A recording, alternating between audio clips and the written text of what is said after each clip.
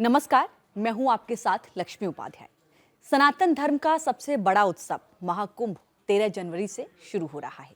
इसमें देश दुनिया के कोने कोने से लोग पहुंचेंगे। संत, गुरु, शिष्य परंपरा को आगे बढ़ाने वाली कुंभ की संस्कृति का रंग हमें यहाँ देखने को मिलता है। ऐसे में कुंभ की आस्था, दिव्यता और भव्यता को लेकर आज हमारे साथ खास मेहमान बंगलामुखी पीठ के पीठाधीश्वर महामंडलेश्वर स्वामी वेदमूर्तिनंद सरस्वती जी हमारे साथ इस वक्त जुड़े हुए हैं। गुरु जी, बहुत बहुत स्वागत है आपका। आपको धन्यवाद। आज हम जानेंगे कि आखिर महाकुंभ का इतिहास क्या है, महाकुंभ का महत्व क्या है, महाकुंभ की परंपरा क्या है और आखिर कहां से इसकी शुरुआत हुई और इस बार क्या संयोग बन रहा है। गुरु जी, सबसे पहले मैं ये जानना चाहूंगी, हर किसी के मन में ये सवाल सबसे पहले आता है कि इसकी शुरुआत कैसे हुई, इसका महत्व क्या है, इसकी परंपरा क्या है। देखिए लक्ष्मी जी, सर्वप्रथम समस्त सनातनियों को महाकुंभ महापर्व की ढेर सारी शुभकामनाएं, बहुत बहुत बधाई। यह त्याग, तपस्या और साधना का महापर्व है महाकुंभ। पूज्यपाद गोस्वामी तुलसीदास जी ने श्री रामचरितमानस में लिखा है, माघ मकर रवि गत जब होई तीरथ पतिया वहीं सब कोई।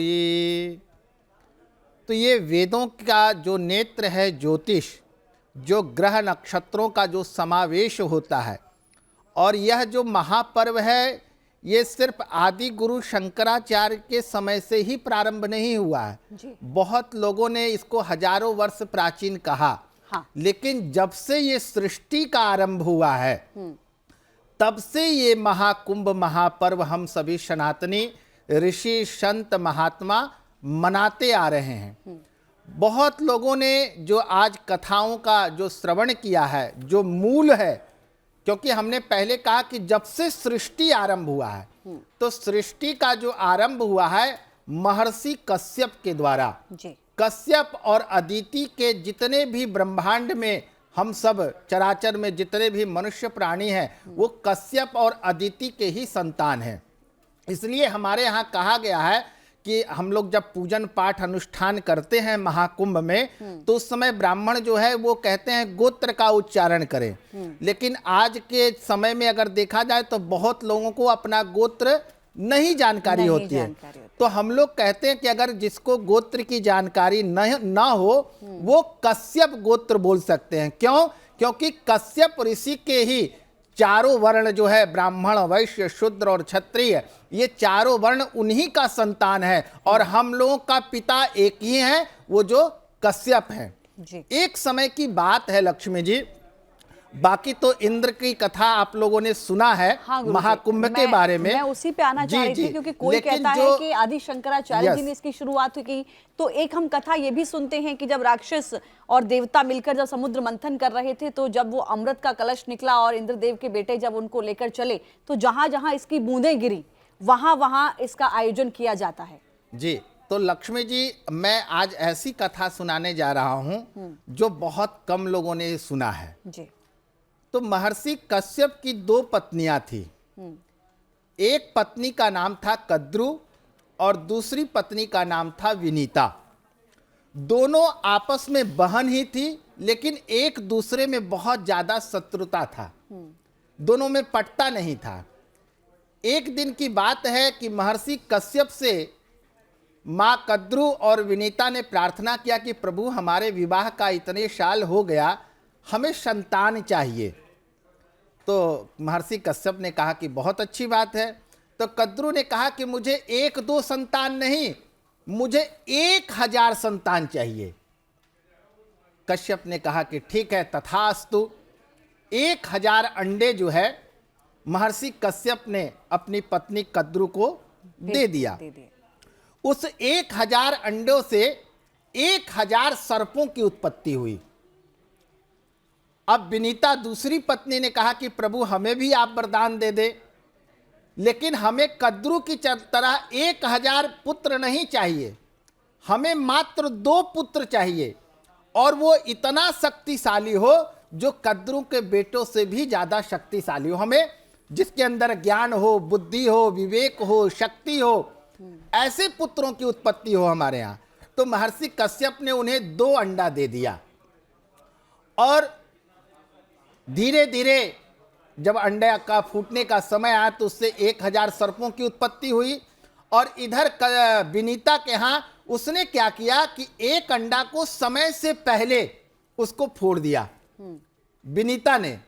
तो जैसी फोड़ा तो उसमें पूरा शरीर का निर्माण नहीं हुआ था। जैसे कि अगर 9 मास में गर्भ में पूरा पूर्ण होता है तो अगर बीच में ही कर दिया जाए तो पूरा शरीर का निर्माण नहीं होता। तो कमर से नीचे का ही निर्माण हो पाया था बालक का।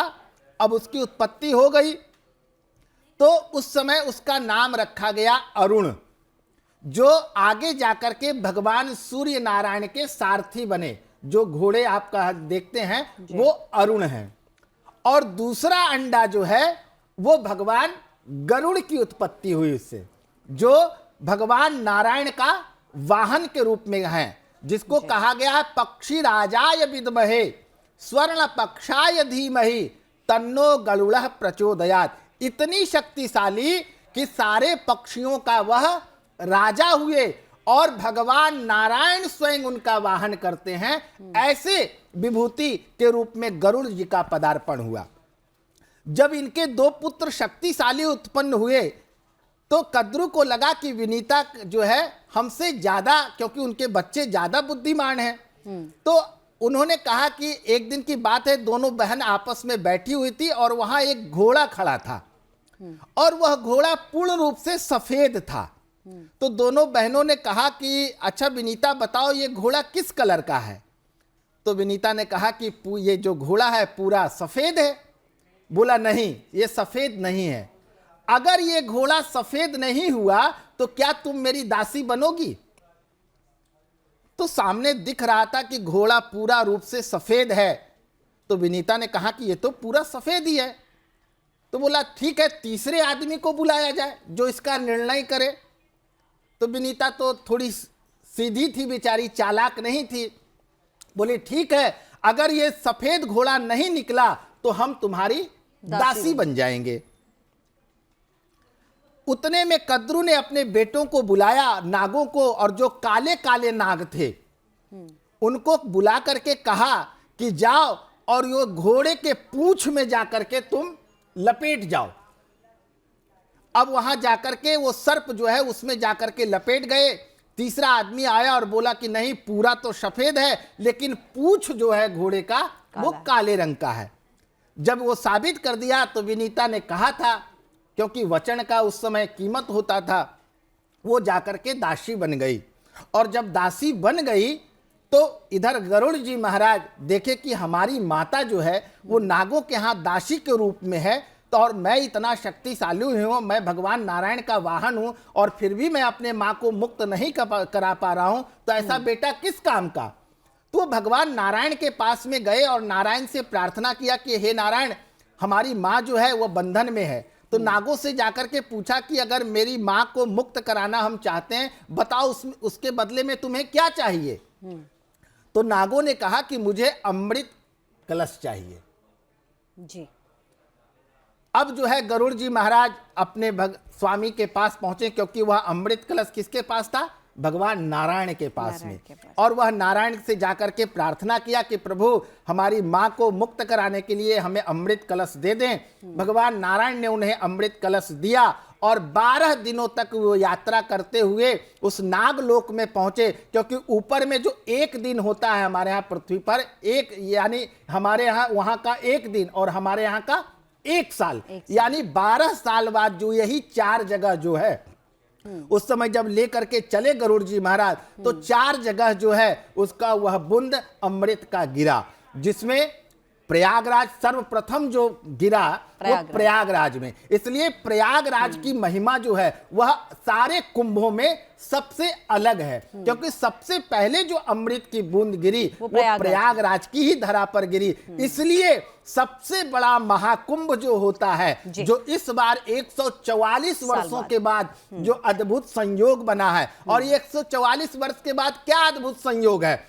ये देखिए, सिर्फ पौराणिक कथाएं नहीं है, दंत कथाएं नहीं है, ये मेला नहीं है, ये पूर्ण रूप से वैज्ञानिक दृष्टिकोण से अगर आप देखेंगे तो ग्रहों का जुगलबंदी जो बनती है, यानी हमारे यहां 12 राशि है लक्ष्मी जी, मेष वृक मिथुन कर्क सिंह कन्या तुला वृश्चिक धन मकर कुंभ और मीन। ये इसको साइंस भी मानती है ना। और ये जो हमारे गुरु हैं, जो देवताओं के गुरु देव गुरु बृहस्पति, वो हर एक साल एक राशि में रहते हैं, यानी 12 साल में एक बार वो पूरी राशियों की परिक्रमा करते हैं। और भगवान जो सूर्य हैं, ये आज नहीं, आज आपको साइंटिफिक करके लोगों ने बताया होगा 100 200 500 वर्ष पूर्व, लेकिन हमारे यहां ऋषि महर्षियों ने आज नहीं लाखों वर्ष पहले बताया था कि गुरु जो है इतने दिन इस राशि में रहते हैं, सूर्य जो है इतने दिन इस राशि में रहते हैं। इसलिए इस बार का जो महाकुंभ प्रयागराज में लगने जा रहा है, आप सिर्फ महाकुंभ का लोग नाम दे रहे हैं, लेकिन इसका जो नाम मुख्य जो ज्योतिषियों के अनुसार है, इसको कहा गया मकरस्थ महाकुंभ। यानी जब मकर राशि में सूर्य का पदार्पण होता है, तब जाकर के ये महाकुंभ का दिव्य भव्य आयोजन होता है। और उसमें भी जो अमृत काल होता है, और ये देखिएगा जो 13 जनवरी से लेकर के 26 फरवरी तक तिथियां हैं हमारे यहाँ कुंभ स्नान का, 1.25 महीने का। तो ये 1.25 महीने में जो अद्भुत संयोग बनेगा वो किस दिन बनेगा? जो ये ग्रहों की जुगलबंदी होगी, सारे तिथि वार नक्षत्र योग करण का जो समावेश होगा, वह अमावस्या तिथि को होती है, जिसको हम लोग मौनी अमावस्या कहते हैं। तो सारे जगहों का तीर्थों का तो सबका पर्वों का स्नान का महत्व है, लेकिन मौनी अमावस्या के दिन करने का जो विशेष महत्व होगा इस बार। जी गुरुजी, ये कहा जाता है कि जब हम महाकुंभ में गंगा स्नान करते हैं, जो भी भक्त वहां पहुंचते हैं, और कई लोगों को लगता है ऐसे 144 साल बाद इस बार ये संयोग पड़ रहा है, तो लोगों के जीवन में एक ही बार इस तरीके का मौका उनको मिलता है। हर कोई चाहता है कि हम जाएं गंगा जी में डुबकी लगाएं, जो भी जाने अनजाने पाप हो गए हैं वो धुल जाएं और पुण्य मिले। क्या ऐसा वाकई होता है कि कोई व्यक्ति अगर कुछ पाप कर देता है और वो वहां जाकर गंगा स्नान कर लेता है तो पाप धुल जाते हैं? बहुत अच्छा प्रश्न पूछा है आपने। देखिए, हमारे कहा गया है अकाल मृत्यु हरणम सर्व व्याधि विनाशनम।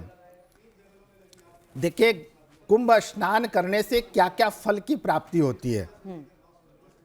कुंभ जो भी स्नान करते हैं उनको ज्ञाता अज्ञात में अगर कोई पाप हुआ हो, उस दोष की निवृत्ति होती है। जो कुंभ का स्नान करता हो उसका कभी अकाल मृत्यु नहीं होती है। जो कुंभ का स्नान करता हो उसके यहाँ रोग शोक भय नहीं आता है। जो महाकुंभ में स्नान करते हैं, जिनके पितर प्रेतत्व योनि में अगर भटक रहे हैं, तो उनको भी मोक्ष की प्राप्ति होती है। और देखिए, हमारे यहाँ इसके लिए कल्पवास, जो आज धीरे धीरे ये आडंबर और ये जो चकाचौंध की दुनिया है, उसमें जो प्राचीन परंपरा जो हमारे यहाँ कुंभ की है, वो धीरे धीरे लुप्त होती दिखाई दे रही है। आज लोग महाकुंभ को सिर्फ गंगा स्नान तक सीमित रख रहे हैं कि आप जाइए, जो मुख्य स्नान का समय है उस समय आप स्नान कर लीजिए और आपको मोक्ष की प्राप्ति हो जाएगी, आपको अमृत तत्व की प्राप्ति हो जाएगी। ये कलश, कुंभ यानी क्या है? कुंभ यानी घट, घड़ा। कुंभ यानी या कलश। वो कलश क्या है? कलश कोई साधारण नहीं है लक्ष्मी जी। कलशस्य मुखे विष्णु कंठे रुद्र समाश्रिता मूले सस्तितो ब्रह्मा मध्ये मातृगणा स्मृता कुच्छौ तु सागरा सर्वे सप्तदीपो वसुंधरा ऋग्वेदो यजुर्वेदो सामवेदो अथर्वणा। यानी सारे तीर्थों का जल, सारे देवी देवताओं का उसमें वास, मुख में विष्णु का वास, कंठ में भगवान शिव का वास, ब्रह्मा का वास, चारों वेदों का वास, यानी सारे तीर्थों का उसमें वास होता है। और वो जो हम लोग स्नान करते हैं उसका तो फल मिलता ही मिलता है, लेकिन उसके लिए हमारे यहाँ 1.25 महीने का कल्पवास होता है। जी। और 1.25 महीने में जो हम लोग कल्पवास करने जाते हैं, त्याग, तपस्या और साधना, इसमें होता क्या है, इसमें भूमि पर शयन करना पड़ता है। जी। आप घर में बेड पर आप सोते हैं, बहुत लग्जरियस जीवन जीते हैं, लेकिन कुंभ में ऐसा नहीं होना चाहिए। कुंभ में जो हमारी प्राचीन परंपरा रही है, 3 बार स्नान करते हैं। ब्रह्म मुहूर्त में 3:30 बजे उठ करके और अपना सारी क्रिया से निवृत्त होकर के 4 बजे तक वो जाकर के गंगा स्नान कर लेते हैं और वह त्रिकाल संध्या करते हैं, सिला हुआ वस्त्र धारण नहीं करते हैं और मात्र 24 घंटे में 1 बार भोजन करते हैं। डेली 3 बार जाकर के गंगा स्नान करते हैं और जितना समय होता है वो अपनी साधना, अपनी पूजा, अपनी तपस्या और सेवा की भाव। देखिए, आज सरकार में भी इतनी सामर्थ्य नहीं है कि अगर 40-50 करोड़ लोग आ जाएं और उनको बिठा करके हम भोजन करा दें, लेकिन हमारे यहाँ ये आज से नहीं, प्राचीन परंपरा से आज न इतनी सारी व्यवस्था हो गई, लेकिन उस समय साधु संत महात्मा अपने यहाँ भोजन सारी व्यवस्था होती थी। यानी जो वहां लोग भक्त आते थे वो भोजन करते करते थक जाते थे, लेकिन हमारे साधु संत उनको भोजन कराने से नहीं थकते थे। तो ये परंपरा हमारे यहाँ रही है। तो प्राचीन जो है परंपरा, स्नान करते थे और उसके बाद अपनी कुटिया स्वयं निर्माण करते थे और कुटिया के बाहर जो है वो मिट्टी डाल करके उसमें जौ बुनते हैं, जौ बोते थे और जौ बुन करके उसका डेली वो जब स्नान करने जाते थे तो अपने जो कलश होता है, उनका जो कमंडल होता है, उसमें जल भर के लाते थे और सारे जौ में वो पानी डालते थे और वहां तुलसी का पेड़ लगाते थे और वो 1.25 महीने में जौ जो है वह बड़े होते थे और जब उनका यज्ञ अनुष्ठान परिपूर्ण होता था तब जाकर के उसकी पूर्णाहुति करते थे। तो आज जो आप देखेंगे लाखों लोग कल्पवासी होते हैं और कल्पवास का मतलब अर्थ क्या है? कल्प यानी कलपते हुए और वास मतलब रहना। जहां कलपते हुए यानी बहुत सारा सुख सुविधा की जरूरत नहीं है। आप 12 साल खूब आनंद लेते हैं, इसलिए महाकुंभ में ज्यादा सुख सुविधा की आवश्यकता नहीं है। वहां त्याग होनी चाहिए, तपस्या होनी चाहिए, साधना होनी चाहिए और सेवा होनी चाहिए। वही महाकुंभ का सबसे अद्भुत दृश्य होता था। जी, तो गुरुजी बिल्कुल ठीक कहा स्वामी जी आपने कि तपस्या होनी चाहिए, कल्पवास का अर्थ भी आपने समझाया। लेकिन हाँ, ये बात सही है कि अब थोड़ा सा लोग सुख सुविधाओं के साथ उसका इस्तेमाल करने लगे हैं। एक मेरा बहुत बेसिक सवाल है गुरुजी, क्योंकि देखिए हर किसी के बस में नहीं होता, हर किसी की इतनी सामर्थ्य नहीं होती कि वो वहां जाकर कुंभ में स्नान कर पाए। क्या ऐसा संभव होता है कि मान लीजिए कोई व्यक्ति चाहता है कि वहां पर गया हुआ व्यक्ति कोई उस वक्त गंगा जल लेकर आ जाए और जो भी शाही स्नान की तिथि है या मौनी अमावस्या जो आपने बताया, उस दिन अगर वो उस जल से अपने घर में ही स्नान कर ले, तो क्या 100% नहीं, लेकिन आस्था अगर 100% है तो उसका कुछ प्रतिशत लाभ मिल सकता है? बहुत सुंदर आपका प्रश्न लक्ष्मी जी। देखिए, हमारे यहाँ कहा गया दरस परस मज्जन करी माना। जी। दर्शन से, स्पर्श से, पान करने से और स्नान करने से गंगा का 4 फल बताया गया है। अगर आप गंगा किनारे गए और स्नान नहीं कर पाए, सिर्फ दर्शन कर लिए, तो स्नान करने का भी फल आपको प्राप्त होगा। उसी प्रकार हमारे यहाँ मानसिक पूजा बताई गई है। आप कभी जब रुद्राभिषेक करते होंगे तो एक मानसिक पूजा भगवान शंकर की बताई गई है। रत्नय कल्पित मासनम हिमजलय स्नानम च दिव्यंबरम, यानी मन में ही भगवान शंकर को दूध, दही, घृत, शहद से स्नान कराना। तो हमारे यहाँ जो बताया गया है कि जैसे आप सामग्री ला करके जो अभिषेक करते हैं, उससे कहीं ज्यादा दुगना फायदा मानसिक पूजा से आपको प्राप्त होता है। तो विशेष करके देखिए, जो सामर्थ्यवान है, जो जा सकते हैं, वो अवश्य इस, क्योंकि 144 वर्षों के बाद ऐसा अद्भुत संयोग बना है और इस बार का तो और ज्यादा खास है क्योंकि भगवान श्री राम लला भी अयोध्या में विराजित हुए हैं। यह सब सनातनियों के लिए गौरव का क्षण है। तो सब लोग जाएं, जो नहीं जा सकते, जैसे बच्चा हो गया रोगी हो गया, असहाय हो गए, पीड़ित हो गए, या किन्हीं के पास धन की कमी है, वो धन के कारण नहीं जा पा रहे हैं, है ना, या कोई ऐसा सामंजस्य है उनके जीवन में। आप भी जैसे यहाँ न्यूज चैनल है, यहाँ पे बहुत लोग की इच्छा है जाने के लिए लेकिन नहीं जा पाएंगे, तो उनके लिए वो कैसे इस स्नान का लाभ उठाएं? हाँ। तो हमारे यहाँ एक मंत्र बताया गया है, गंगेश च यमुनेश चैव गोदावरी सरस्वती नर्मदे सिंधु कावेरी जले अस्मिन सन्निधिम कुरु। आप जब उस समय जब वहां तीर्थराज प्रयाग में नागा साधु संत महात्मा महामंडलेश्वर शंकराचार्य जब वो दिव्य अमृत काल में जब वो स्नान करेंगे, उसी समय आप अपने घर में, जैसे आपके यहाँ गंगा जल होगा, आप अपने स्नान में एक टिप्पी थोड़ा सा गंगा जल डाल लें और वहीं से माँ गंगा का, यमुना का और सरस्वती का सिर्फ स्मरण कर लें, नाम ले लें और नाम लेकर के स्नान करें।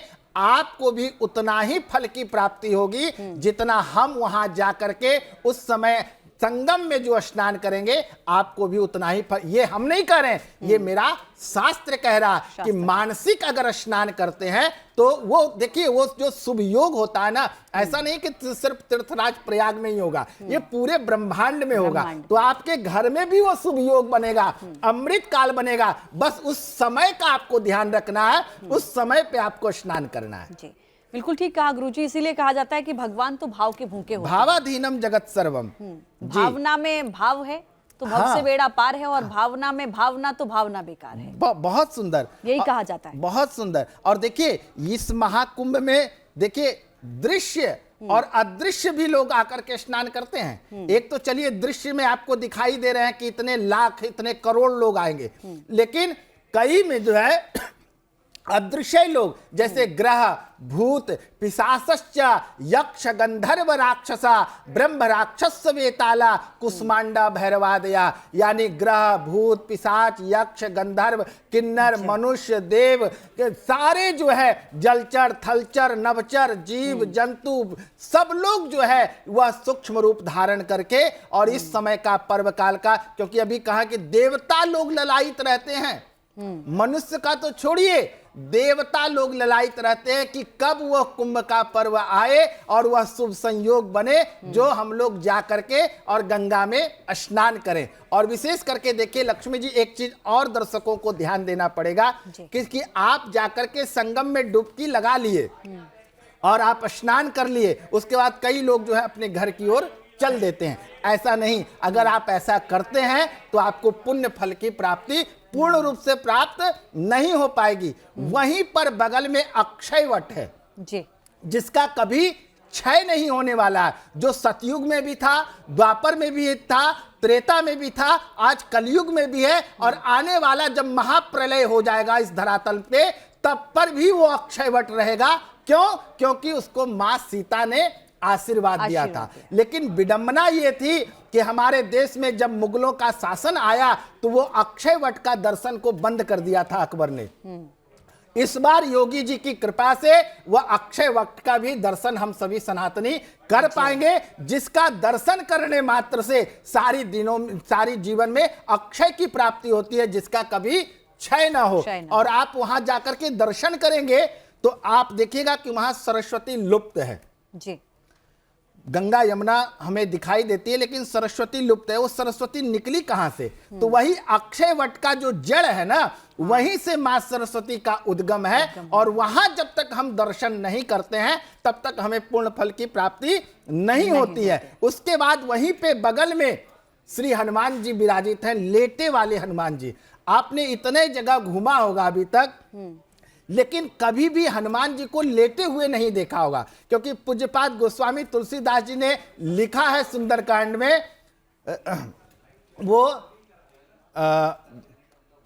उन्होंने कहा है, राम काज किन्हे बिनु मोहि कहाँ विश्राम। जब तक हम राम का कार्य कर नहीं लेते हैं तब तक हमें विश्राम कहाँ है? तो वो विश्राम की जो मुद्रा में है वो उनका भी दर्शन करें, वेणी माधव का दर्शन करें, सोमेश्वर महादेव का दर्शन करें, क्योंकि वो बाकी तो तीर्थ हैं लेकिन तीर्थों का राजा अगर कोई है तो वो प्रयाग है। और प्रयाग की जो महत्ता है वो सारे कुंभों से अलग है, क्योंकि 144 वर्षों के बाद जो महाकुंभ का योग सिर्फ प्रयाग में ही लगता है, क्योंकि मकर में सूर्य होते हैं और वृक्ष राशि में जो है वह गुरु का पदार्पण होता है। तो ये अद्भुत संयोग सिर्फ प्रयाग में होती है। बिल्कुल, तो देखिए इस बार कितना महान संयोग बन रहा है वो स्वामी जी ने बताया। और एक बड़ी अच्छी बात उन्होंने बताई कि अगर आप स्नान करके भी आ रहे हैं, सीधे अपने घर आ जा रहे हैं, तो आप कहीं ना कहीं बहुत कुछ छोड़ के आ जा रहे हैं। आप जरूर ऐसी जगहों पर जाइए, दर्शन कीजिए जहां स्वामी जी ने बताए हैं। और हम सभी आपको बहुत सारी शुभकामनाएं। गुरुजी आपका भी बहुत धन्यवाद, आपने तमाम जानकारियां हमें दी, हमारे दर्शकों को दी, आपका बहुत बहुत धन्यवाद। तो फिलहाल के लिए इतना ही, नमस्कार। न्यूज नेशन अब व्हाट्सएप पर खबरों की ताजा अपडेट के लिए न्यूज नेशन के इस QR कोड को स्कैन करें।